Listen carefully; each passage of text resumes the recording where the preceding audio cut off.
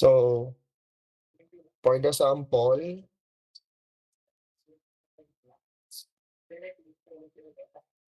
so by next meeting pala, mas madaming recitation sa ating face-to-face, ha? So, you have to be prepared. So, halimbawa,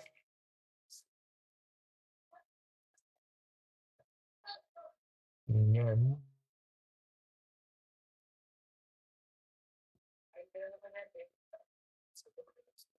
Ay, so, halimbawa, ito ay, yan.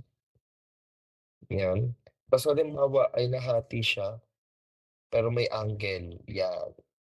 So, this would be, yung hati is, halimbawa ay 30 degrees. Tapos, halimbawa, ito ay 6 inches. So, halimbawa, yan. So, rectangular wood panel form, glued together two board along 30 degrees. Yan. So, halimbawa, determine the largest axial force P so that it could safely carry, largest axial P that can be carried safely by the panel. So, if the working stress, so pag sabi natin working stress, so sabi natin sigma W is equals to 1,350 PSI, and the normal shearing stress in the glue. So, syempre, yung stress natin ng glue is equal to 600 PSI. Normal stress in glue is 600 PSI. And the shear stress in glue, so pag shear stress, so sabihin natin ito yung sigma natin kasi shear stress na siya.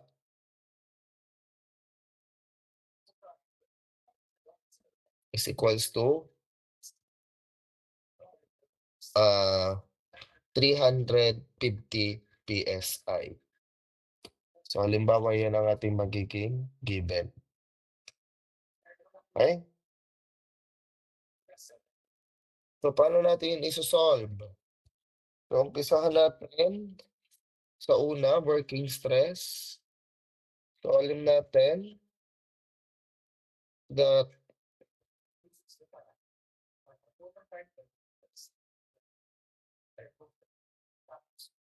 ito pala ay 1 inch ang thickness. Sabihin natin 1.5 inch ang thickness. So, yan. So, ngayon, yung una is yung paano natin kukunin yung maximum largest axial force? Dahil tatlo yan, so kukunin natin yung iba't ibang forces. Unahin natin yung P1. So, yung from working stress. So, alam natin that sigma W would be equal to your P1 all over area. So, meaning P1 is equals to sigma W times area. So, which is equals to sigma W. Ano yung sigma W natin? Ito. So, yung sa working stress natin. So, sigma W is 1,350 PSI times area. Anong area natin? 6 times 5, 1.5 inch. So, that is equals to 1,350 times 6 times 1.5. That is equals to what? 12,000 150 po. 150 pounds LB kasi pound per square inch times inch squared, so magiging pound. So yan ang inyong P1. Sunod, kung sa normal stress dun sa glue. So from normal stress yon, so normal stress ng glue. So ngayon, sigma ng glue is equals to what? Makikita nyo to ay inclined. And alam natin pag inclined, ano magiging formula? So, P2 over area cosine squared theta. So, ibig sabihin, P2 is equals to sigma ng glue times area all over cosine squared theta. Kasi may angle na tayo. So, sa normal stress yan ng glue. So, kumbaga, itong una ay sa working stress, ano yung maximum force na kaya niya. Ito naman is yung sa part ng glue. Ngayon, which is equals to, doon sa giluhan, dito yan, sa part na yan, sa diagonal. So, that is equals to, what? Given natin ang glue which is 600 times area. Anong area mo? Ngayon, ang magiging area na natin dito is what? So, 6 times ano uli? 6 times, 6 times 1.5. Divided by cosine squared, 30. So, 600 times 6 times 1.5 divided by cosine 30 squared. Which is equals to 7,200 pounds. Last but not the least, kailangan natin kunin yung galing sa shear stress. So, number 3, from shear stress, so yung tau natin is equal to what? Based on what we have discussed, it is P over A. So, dahil dito yung pangatlong P na, 3, sine theta, cosine theta. So, you could say that P3 is equals to your tau A all over sine theta cosine theta, which is equals to what? Anong tau mo? Your tau is 350 times your area, 6 times 1.5, divided by sine 30 cosine 30.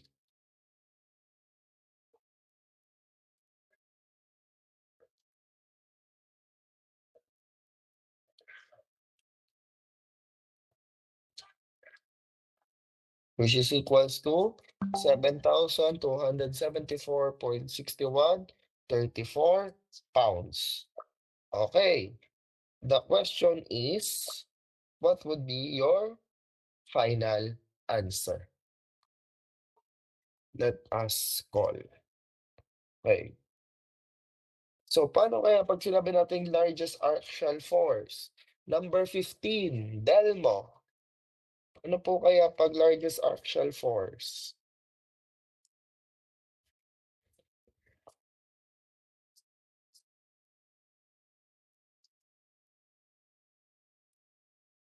Ano kaya yon, Delmo? Wala. Sunod, number 18, Gabo.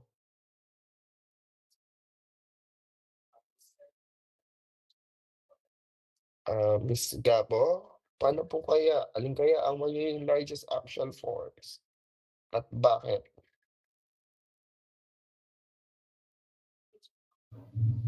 I think po yung una po, yung 12,150 pounds po. So, 12,150. So, ulitin natin ang tanong ha. Okay, sige. So, so sabi kasi sa question, so may dalawang kahoy na pinagdikit ng glue. So, doon sa dalawang kahoy na yon na may inclined, so yung hinahanap is axial force na kayang buhatin safely ng panel. So, ibig sabihin yun yung maximum. Ngayon, yung working stress ng wood, yung wood mismo ay 1,2. Tapos yung sa normal stress ng glue ay, ang sa wood ay 1,350. Ang normal stress ng glue is 600 at shearing stress ng pinaggluhan then ay 350. So, pag sabi natin safest, ano daw yung pinakamabigat na kaya nung drawing, nung system? Okay? Ano yung kaya niya? Anyone? Any other? Try nga natin. Let's look. Number 2. Aguilar. Jonalyn.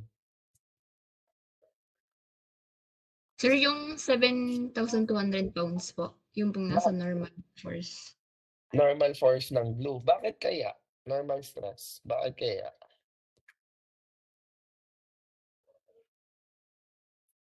Any idea? Kasi, sa tingin ko po kasi po siya yung pong parang pong pinagtagpuan po ng dalawang stress. Mhm. Any other idea? Let's call on number 39, Sarmiento.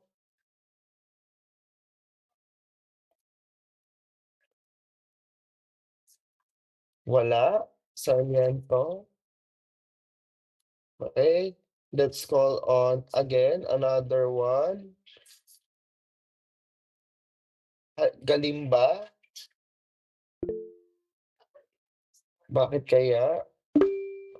Ano po, sa tingin ko po kasi siya yung pinakamababang capacity nung dalawa, meaning siya po yung magiging maximum actual force. Okay, correct, Miss Galimba. So, kaya 7,200 yung maximum actual force kasi siyempre, pag nag-7,200 ka, yung working stress ng wood, yung force na 7,2, kaya pa ng wood, hindi masisira yung wood. Ngayon, yung sa glue naman, sa normal stress ng glue, pag 7,200, kaya pa din niya. At pagdating naman dun sa shear stress, at nag-apply ka ng 7,200, kaya pa rin niya. Unlike pag ang in-apply mo is itong 7,274, for sure, hindi na yan kakayanin ng normal stress ng glue. At the same time, kung itong 12,150 na working stress ng wood, hindi na rin yan, pag yan ay nilagay mo, hindi masisira yung wood, pero yung sa glue, matatanggal. Kasi hindi na siya kayang ikapit nung glue. Yun po yung reason dito. So, parang ibig sabihin, ano ba yung pinakakayang buhatin ng isang bagay na magkadikit? Siyempre, ang pipiliin mo dyan, yung pinakamagaan. Kung ititik mo yung in consideration yung kahoy, yung glue, at yung pinagdikit. Magkakaiba kasi yun. Yung isa, yung pinagdikit, yung isa, yung sa glue, at yung isa, sa kahoy. Siyempre, pag kaya nung kahoy pero hindi kaya nung dalawa, hindi pa rin okay. Pag kaya nung glue at hindi kaya nung dalawa, hindi pa rin okay. Pag kaya ng pinagdikitan pero hindi kaya ng glue at saka nung kahoy, hindi pa rin okay. So, kailangan mong i-take into consideration yung kaya ng lahat, which is 7,200. Okay? So, question or clarification? So, more likely kasi ang ating magiging prelims would be yan, yang stress, normal stress, shearing stress, bearing stress. So, yun yung i-discuss ko. Hindi pa po sure if makakasama ang strain. Okay? So, we'll see about that if makakasama natin yung strain. So, yun yung actual strain, yan, sa exam. Pero ang sure ay yung tatlong stresses would be included in your preliminary examination. Right? So let us now discuss shear stress. Okay.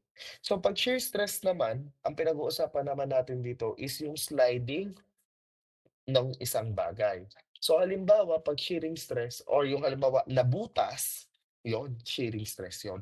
So pag nag-slide ka, halimbawa, example, tinapay, yung loaf bread, magkadikit, ini-slice mo.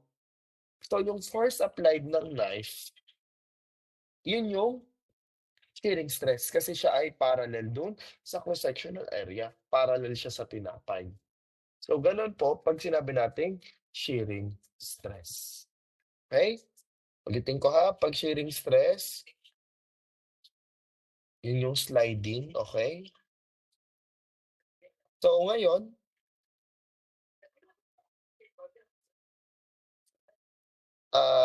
siyempre meron tayong iba't ibang klase. Meron tayong yung tinatawag nating rivet, meron tayong bolt, at meron tayong yung binubutas na object. Parang pinapuncture. So pag rivet, so halimbawa, ito yung rivet, para lang maging malinaw.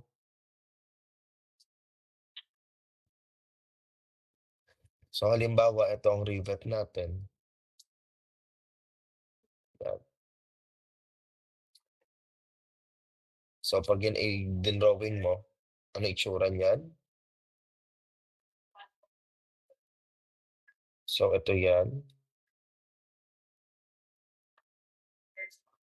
So pag rivet, yun yung yan. So siyempre yan ay natagos dyan, di ba? So ibig sabihin, may force P ka dito. Yan. So ibig sabihin, nasaan dyan yung shear stress, yung sliding force. Yung sliding force mo dyan, syempre, eto yan, di ba? Kasi pag hinila mo yan to the left and to the right, so ibig sabihin, magkikiskisan yan, tsaka dito. Yan. So ibig sabihin, kung yan ay drawing mo pa ng isa, alin part yan?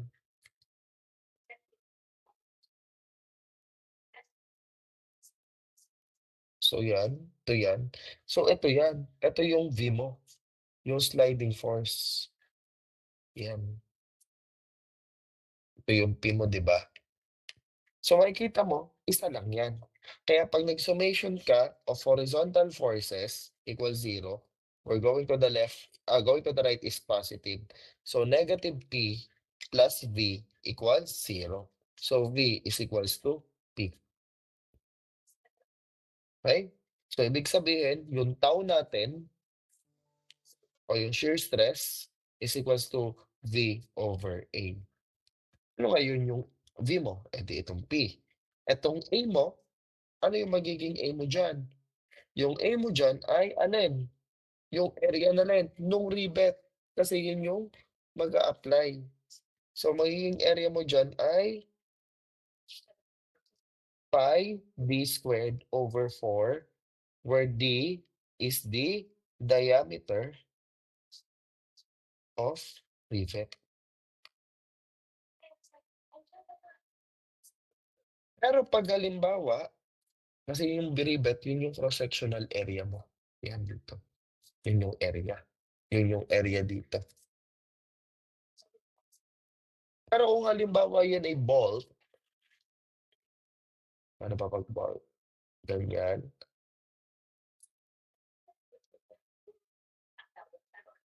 Yan. Mamaya. Tapos yan. Pag binolt mo yan, dito ang pasok niyan.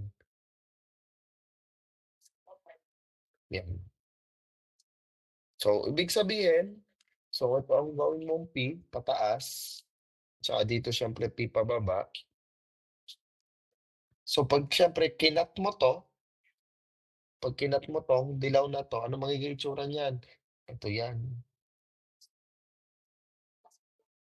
Yan. Ngayon, syempre, ang magiging force mo dyan dahil yun ay pababa, etong part na to. Yan yung inyong magiging shear dito sa part na yan. Ngayon, kung yan ang shear mo, ibig sabihin, dalawa. So, ibig sabihin, ang iyong P mo ay pababa. So, automatic ang V mo ay pataas. Pero dalawa. So, ibig sabihin, pag nag-summation ka, summation of vertical forces naman, but vertical, kung kanina horizontal, dahil ito ay pataas baba. So, vertical equals 0. Going up is positive. So, ibig sabihin, dalawang mong V, V plus V minus P equals 0. So, 2V is equals to P. V is equals to P over 2. So, ibig sabihin, pag ganyan, tau is equals to V over A which is ano ba ang V mo? P over 2 all over A, which is equals to P over 2A. Where A is equals to same pi d squared over 4, where d is the diameter of rivet. Sorry, not rivet, but bolt. Diameter na yan ng bolt. Ngayon, kung yung isa naman yung binubutas, kung halimbawa yung binubutas, yan, halimbawa yan. Ito yung halimbawa ay iyong stage. Yan. Tapos halimbawa meron ka ditong object. Meron ka ditong pambutas. O yan. Di syempre, tatagos yan pababa kasi meron kang P dito. Syempre, kung ang pababa mo ang P mo, syempre automatic yung V mo ay pasaan? Pataas. Pero distributed yan, di ba? Saan? Doon sa pinakabutas. Bakit? Kasi syempre, ang magiging itsura niyan, ganito na.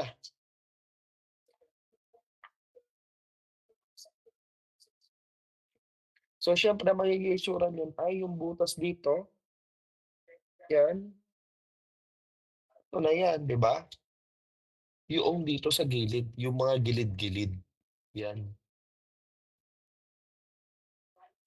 So, ibig sabihin, kung magsusummation ka pa rin ng vertical forces mo, equals 0. So, positive is going up.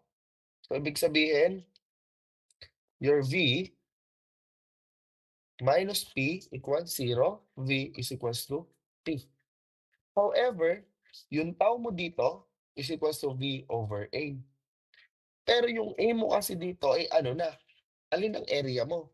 Yung area nitong paikot. Which is ano ba ang area yan? Di ba? Yan ay parang cylinder. Cylinder na walang taas at baba. So, ibig sabihin, ano magiging length niyan? Eh di, ang magiging length yan ay yung inyong pinaka-circumference. Kasi para tong papel na inikot mo. Tapos itong habang to, ang height mo ay yun yung thickness. So, this would be the circumference of yung butas. Tapos ito ay thickness. So, area is equals to, ano ba circumference? 2 pi r or pi d times thickness. So, gano'n naman dito. So, yung paikot niyan, yung mismong circumference niyan, yun yung magiging length mo, width mo. At yung length mo naman is yung magiging kapal, syempre, na length nito. Alin ba 'tong kapal na 'to? Ito ang thickness mo, 'di ba? 'Di ba ito na rin yun, yung magiging thickness mo. Iisa yun. Nakukuha po ba?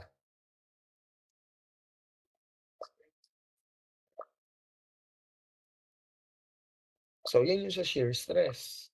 Ngayon, kung may shear stress tayo, of course, tutuloy na natin yan ng bearing stress. So, sa bearing stress, so pag halimbawa, okay, nag-drawing uli ako dito. Ito uli ang bilog. So, ibig sabihin,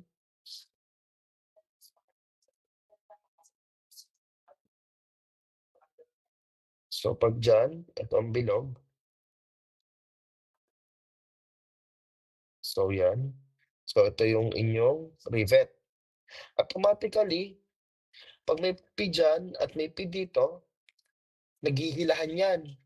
So, ibig sabihin, alin na nagkakaroon ng tension, ng inyong stress? Ang nagkaka-stress ay itong part na to. Tapos dito sa baba, syempre, itong part na to. Kasi pag hinila mo, ito ang napupwersa at ito. So, ibig sabihin, anong formula natin ng stress? Stress is equals to, or yung bearing stress mo na is, yung P na lang ng bearing over area ng B. Which is, alin ba yung magiging P mo? O di yung P pa din. Eh, ano ng area mo? Ang magiging area mo ngayon, if you're going to check, halimbawa, nag-top view tayo, etong bilog na to. Naturally, ito yan. Ito. Yan. Which is, ano ba to? Di ba ito ay diameter? Itong part na to ay diameter. Tama? Diameter no circle, yung butas. O yung bilog na rivet. Ngayon, pag yan ay tinridi mo uli, ano yan?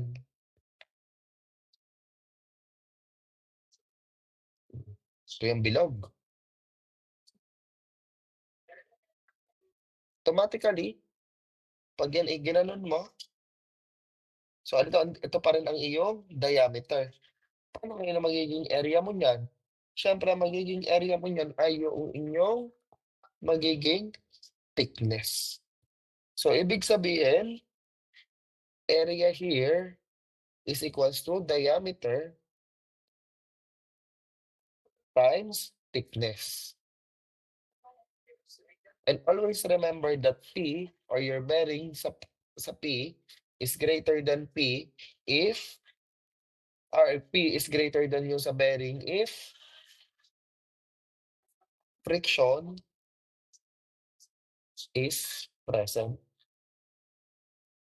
And if it is not present, syempre magiging almost equal na yan. If friction is not present. So sa mga umpisa naman nating sample, hindi present si friction. So ibig sabihin, hindi na natin yan ito take into consideration sa una. Okay?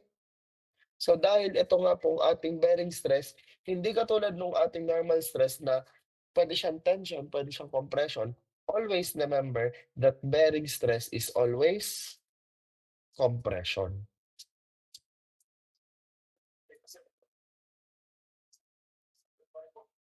Okay?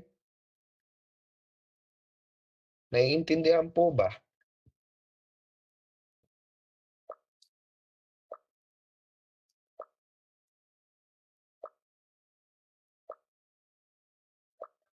So, if walang question or clarification, let's try to solve sample problems. Halimbawa, meron ka dito, yan. So, ibig sabihin, ito ay top view ha. So, ibig sabihin, hanggang dito lang yan, may rivet. Halimbawa, rivet may 4. Yan.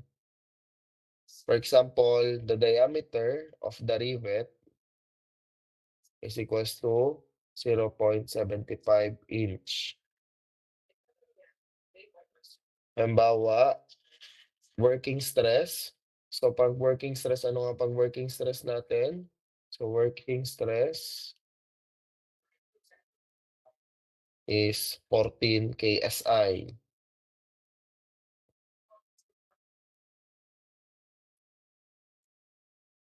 Ito ay for shear, working stress for shear. For shear.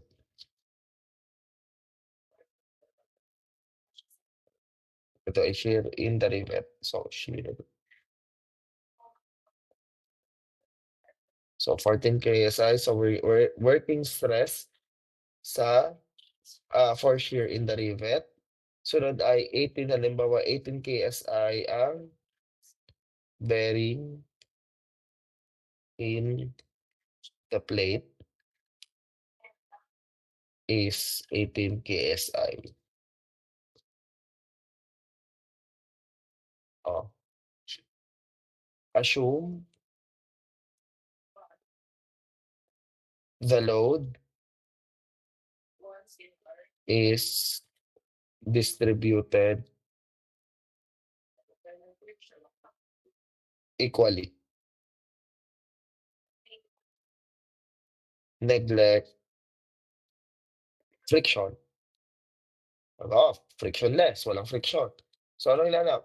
Find maximum load.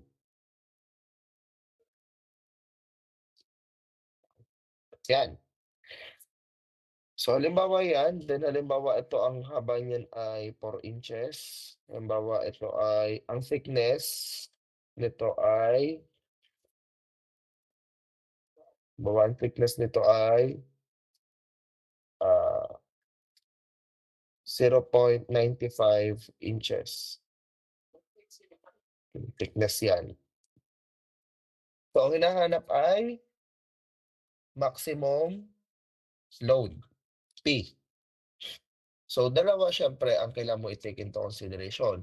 Yung galing sa working stress mo or yung from shear stress, tsaka yung bearing stress. So, umpisa natin yung from shear stress. Alam natin that your tau is equals to V over A. However, ano to? Rivet, di ba? So, ibig sabihin, pero lalo mo tatandaan, 4 yung rivet mo. At sabi dito ay evenly distributed. So, ibig sabihin yung 4 mo na V ay equal saan? Sa P. So, V is equals to P over 4. Kasi i-divide mo nga sa 4. So, ibig sabihin, tau is equals to P over 4 all over area.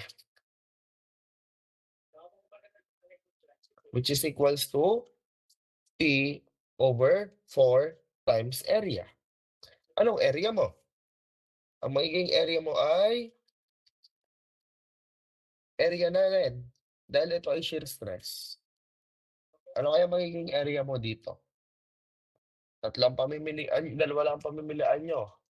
Area ng rivet o yun sa area ng diameter times thickness.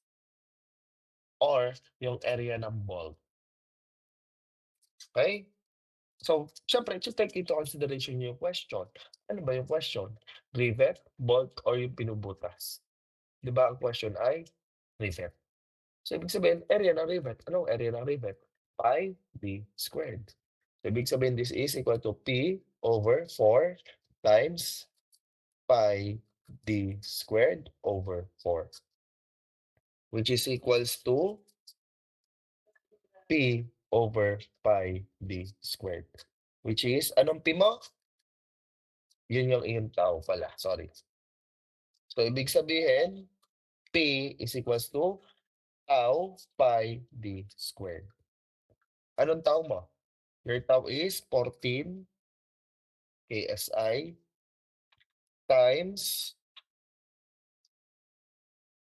pi times diameter squared. Yung diameter mo, 0.75 square. Anong lalabas?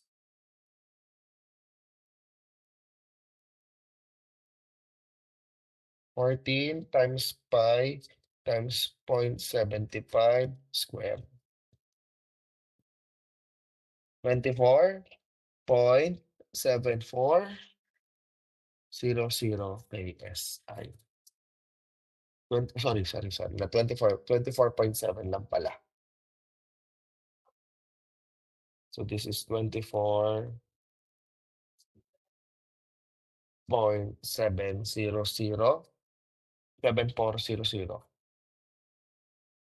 KSI. Sorry, kips pala. Kasi makakancel na yung ating inch squared. Okay? Sunod. Lagi mo tatandaan, meron tayo shear stress, meron ka pang from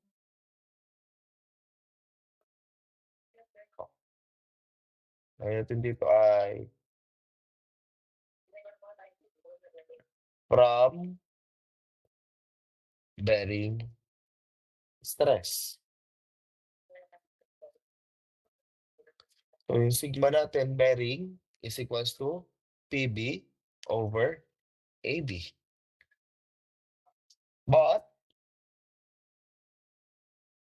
alam natin, dahil ito ay equally divided sa 4, so we know that 4PB is equals to P. So P, B is equals to P over 4. So meaning, your sigma bearing is equals to P over 4 all over AB, which is equals to P over 4AB. So, ibig sabihin, your P is equals to sigma B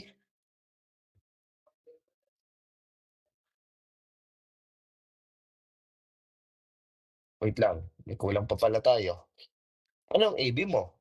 'Di ba? AB is, ito ay bearing stress na. At pag bearing stress na, ito ay yung ating diameter times thickness. That's what I have discussed a while ago. So, ibig sabihin, it is equal to P over 4 times the diameter times thickness. So, meaning, sigma B. Ano ba hinanap? P. So, P is equals to sigma B times 4 times diameter times thickness, which is equals to, anong given? 18 KSI times 4 times ang diameter 0.75 times thickness na 0.95.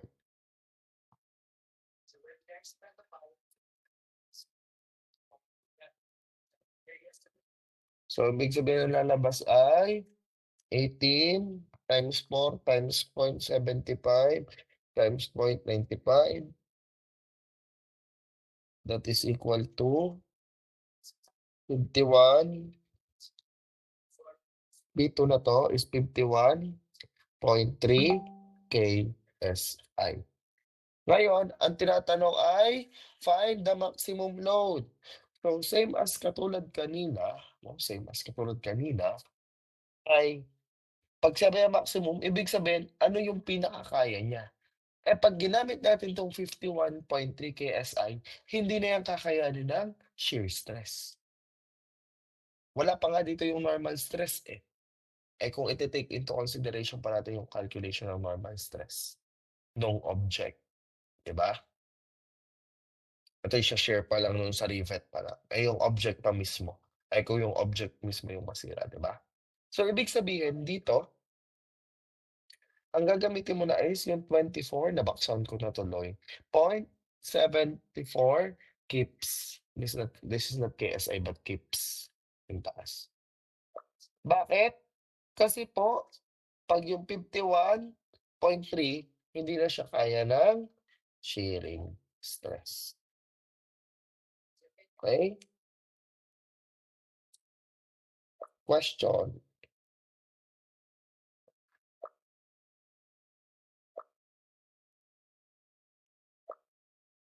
Okay?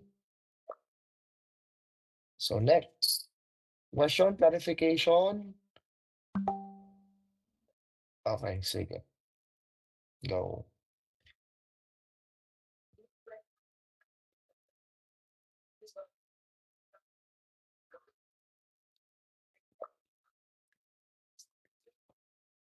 So, kailangan mag-review ng strain next meeting ha. Tsaka reviewin ito para makasagot sa recitation. Eh, marami pang XE kesa sa okay. Okay? So, for our last sample, so, halimbawa,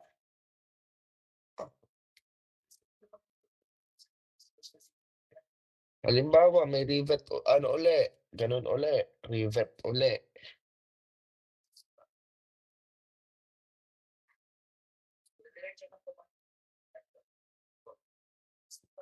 Bawa ay tatlo namang tatlong rivet. So, halimbawa, ang thickness, 25 millimeter. Ang lapad ay 130 millimeter. Diameter o yung diameter ng rivet ay 20 millimeter. Halimbawa, ang P mo ay 50 kilonewton. Yan. Halimbawa ay the axial load is distributed equal. Find the shear stress in the rivet. So, ibig sabihin, ano ba shear stress sa rivet? So, tau sa rivet. At saka, halimbawa ay bearing stress between the plate and the rivet. So, bearing stress. Tsaka, maximum average tensile stress or yung normal stress natin. Okay, normal stress at saka yung bearing stress. So, umpisa natin sa shear stress. So, alam natin that tau is equals to V over A. However, alam natin dahil tatlo ang ating rivet, so tatlong V is equals to P. Meaning V is equals to P over 3. So, ibig sabihin, tau is equals to P over 3A. The question is, ano yung area mo dito? Yung area mo dito is what? Yung area ng rivet. So, ibig sabihin siya ay P over 3 pi d squared over 4. So, if we're going to solve that, yan yung tau.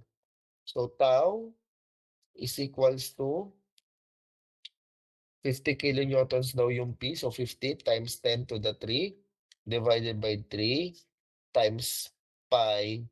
Anong d squared mo? So, diameter is 20 millimeter.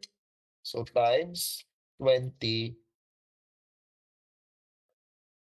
times 10 raised to negative 3 squared. All over 4. Not all over 4, but over 4. So, what would be the value? So, 50 times 10 raised to 3 divided by 3 times the quantity pi times quantity 20 times 10 to the negative 3 squared all over 4.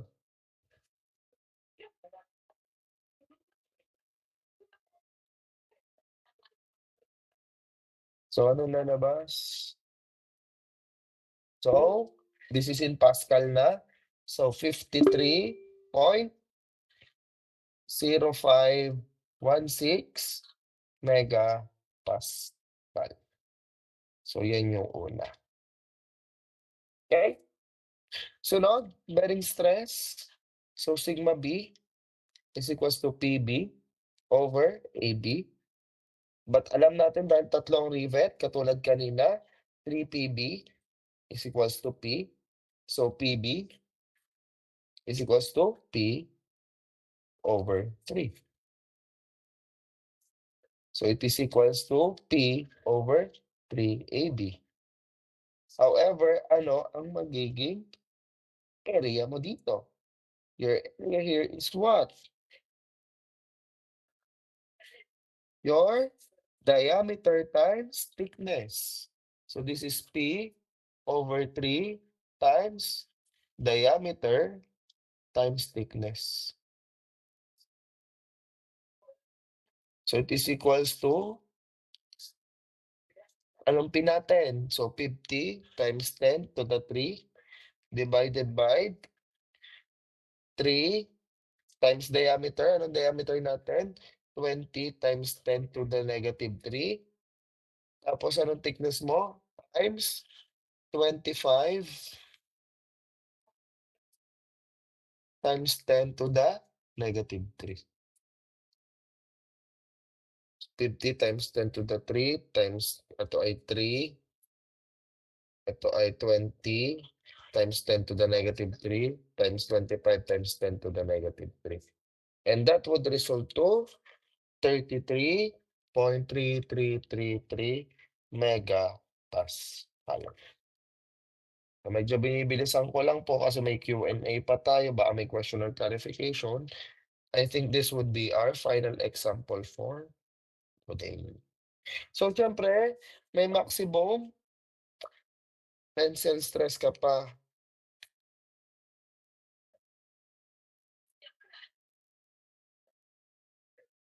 Pabalikin mo na lang siya.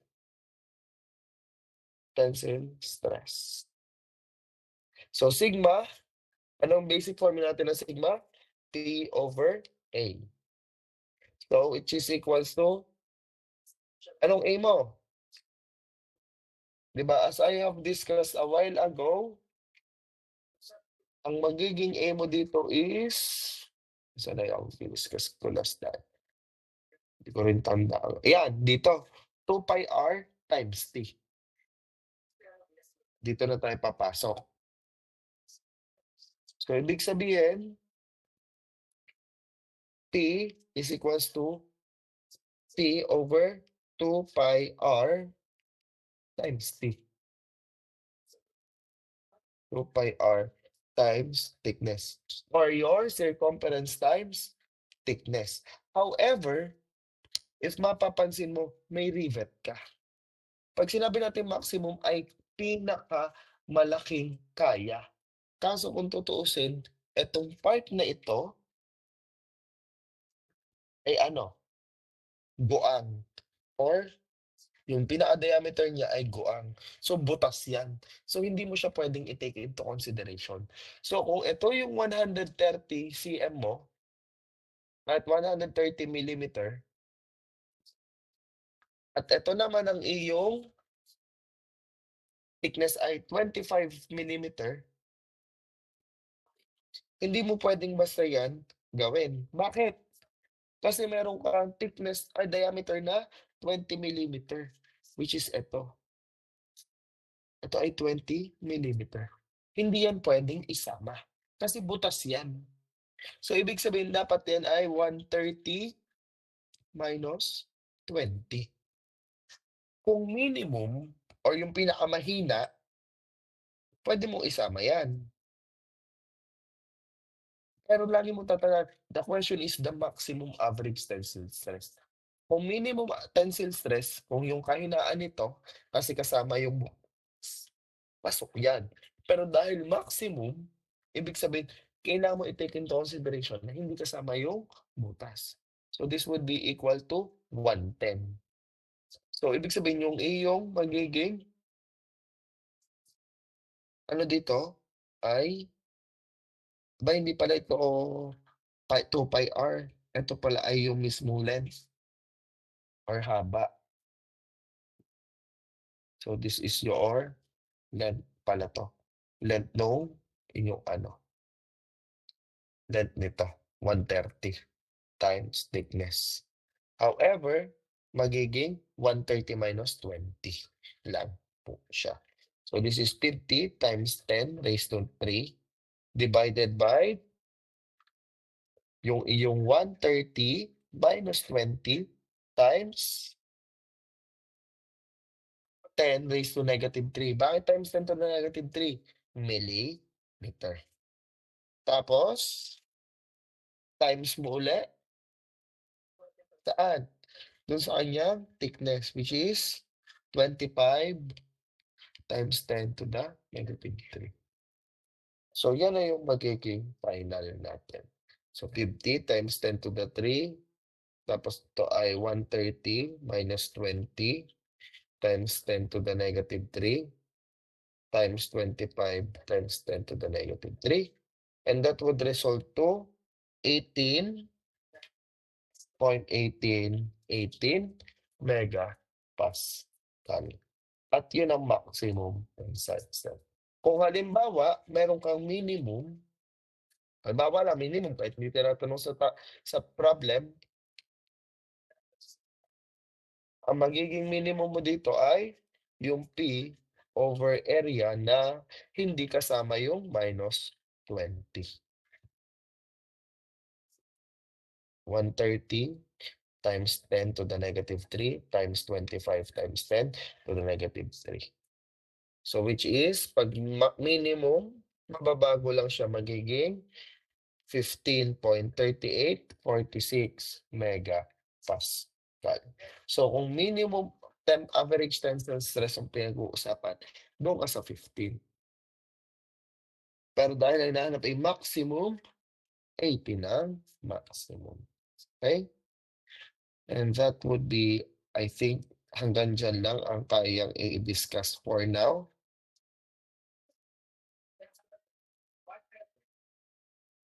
Question or clarification?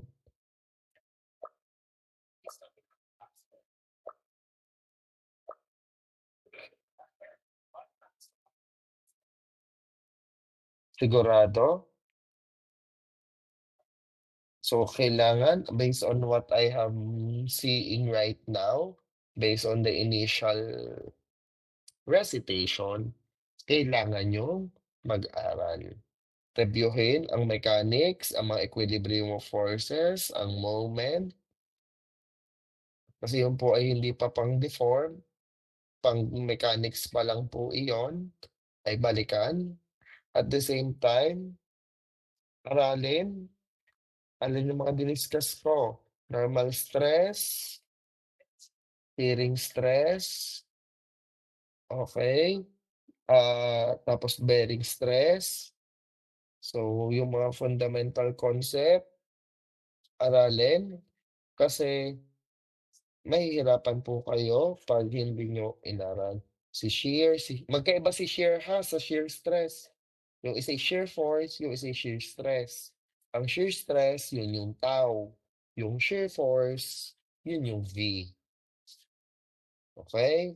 So, yung normal, yung para sa incline, yung shear stress, tsaka itong diniscuss ko na huli, na bearing stress.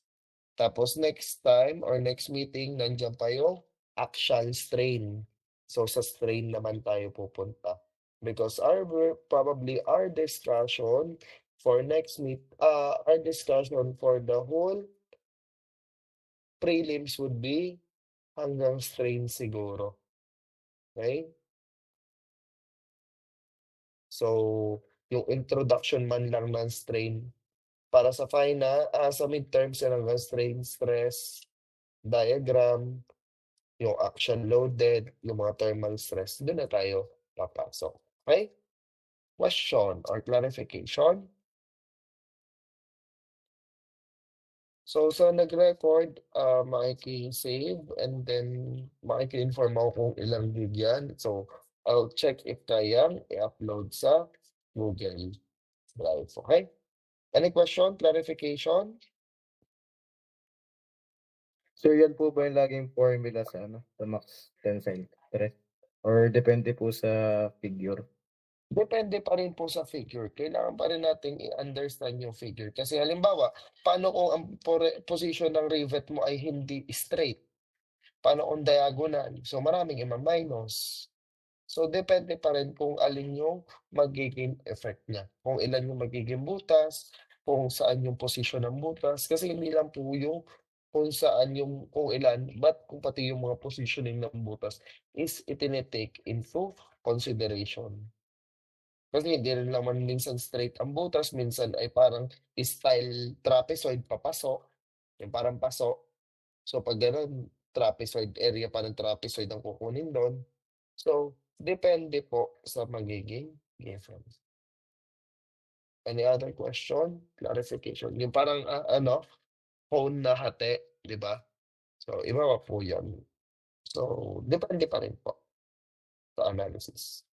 Any more question? Clarification? Pero yung concept, same pa din. Depende na lang sa magiging figure. Okay? Any other question? Clarification? Sigurado? So if there are no further question or clarification, that would be all for today. Thank you for listening and have a pleasant afternoon.